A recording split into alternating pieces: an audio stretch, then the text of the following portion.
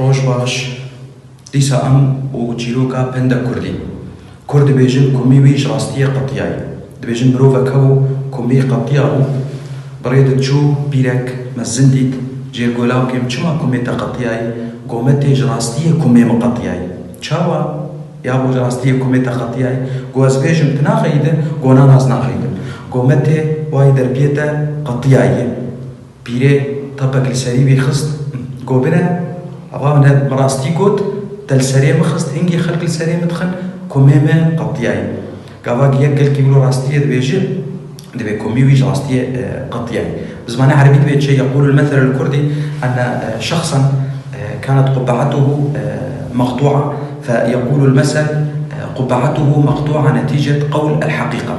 يقال بأنه كان يمشي فرأته إحدى السيدات العجائز فسألته يا بني لماذا قبعتك مقطوعة؟ فقال لها يا عمتي لأنني دوما أقول الحقيقة. قالت كيف ذلك؟ قال إن قلت سببا أو أمرا ما ألن تنزعجي؟ قالت لا لن أنزعج.